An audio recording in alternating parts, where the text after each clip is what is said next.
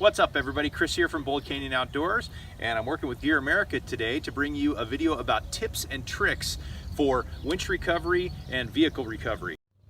If you are stranded or stuck out in the middle of nowhere and all you have is an ocotillo, a palo verde, maybe a saguaro cactus, and you don't have a good anchor point, one thing you can always count on is using a buddy's rig.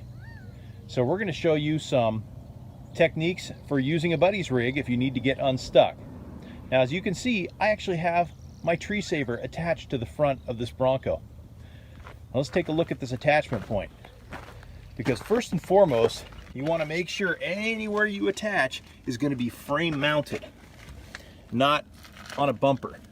I've seen people tear off things like this. These are not super solid. Sure, maybe to push something out of the way, but that is not an anchor point.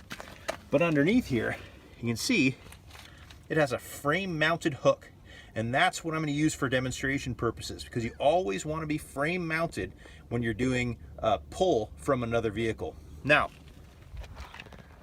over here, I've got the Jeep, and as you can see, I have a shackle on the front,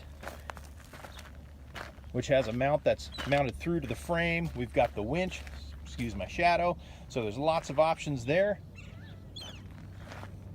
But sometimes you just don't know what's on the rig, so just make sure you're always using a frame mounted point to do a recovery. Another thing you want to consider when you're winching off a buddy's rig is the weight of the vehicles. Now, this 86 Bronco only weighs a few hundred pounds more than my 14 Wrangler, but that's okay. It's a similar weight. Now, if I was out wheeling with a buddy who drove a 1982 Volkswagen Rabbit truck that only weighed 2,200 pounds, that might become an issue. Because you got to keep in mind, not only am I dealing with 4,400 pounds of weight plus people and gear in the Wrangler, but I'm also dealing with the amount of weight of stuck it is. If I'm stuck in the mud, I may be trying to pull out 7,000 or 8,000 pounds. So I have a 9,500 pound capacity winch, so that'll be fine. But if I'm winching to a buddy that only weighs 4,700 pounds, all that's going to do is slide that vehicle closer to mine and cause damage or make things more stuck. All right, so my Jeep is only about 20 paces away from the Bronco right now, but just for demonstration purposes, I'm going to pretend that it's way out there in the desert stuck somewhere, and this Bronco is my only anchor point, and I can't get it any closer because situations like this do happen. So what do? I've got about 90 feet of synthetic winch line on the Jeep, but it doesn't get me close enough. I've got a 30-foot strap right here, and another 8 feet right there. You know what? That's going to do the trick. So let's get them hooked together and see how to do that correctly. All right, so we've got one vehicle here, we've got one way down over there. So not only do I have my winch line, but we need to use a combination of tow straps or tow strap and tree saver to get the distance to be able to winch it out.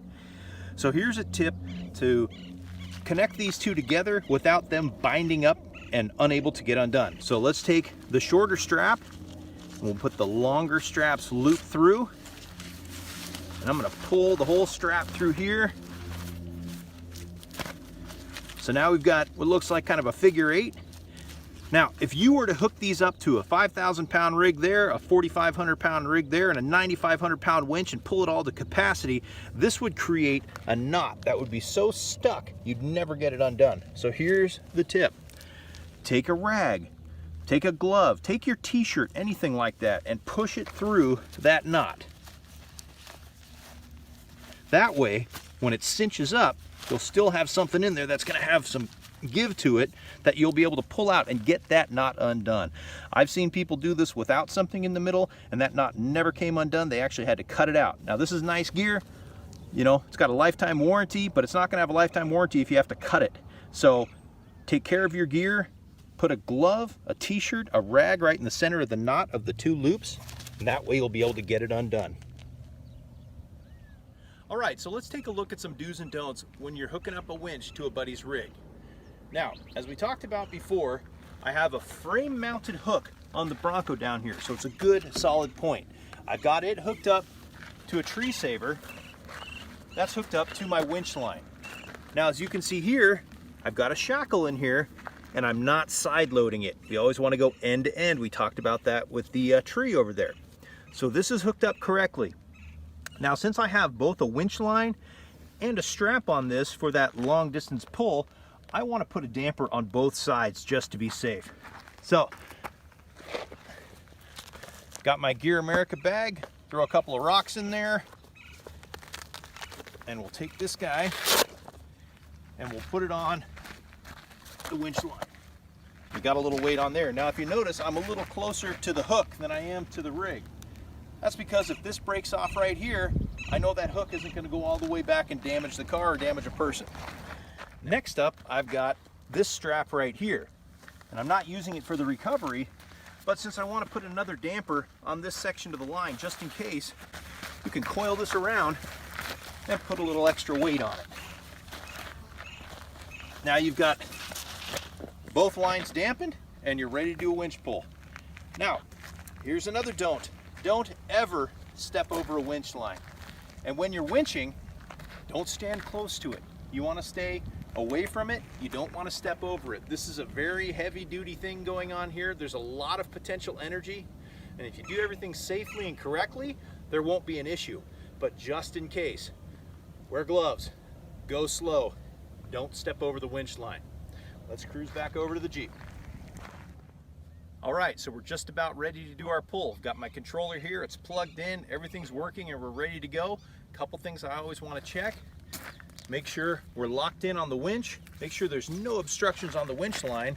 And then if you take a look at the fair lead here, we're pulling at a slight angle, and that's why this fair lead has a beveled edge. Some fair leads have rollers on them. They're designed to have a slight angle. You don't ever want to pull it at an extreme angle. If you're pulling and it looks like the cord at an angle like this, don't do it. Figure out how to reposition or use one of those snatch blocks to make sure you're pulling in a decent manner. Now, I'm beside the winch line, I'm out of harm's way, and this is when we can start winching. Like I said, go slow. If you need to go to the other side of the winch line, take the extra couple seconds, walk around this rig, walk around that rig. Don't step over. Like I said, a lot of potential energy in there. We don't want anything breaking or injuring anybody. It's all about safety. So there you have it. There are some tips and tricks for when you're winching and rigging and doing some recovery work trying to get a vehicle unstuck. Remember those two important ones. Always go slow, always wear gloves. But take a look at the do's and don'ts. Make sure you're safe at all times. And remember, this is all about getting yourself out safely and getting home. So do me a favor, hit that like, hit that subscribe down below.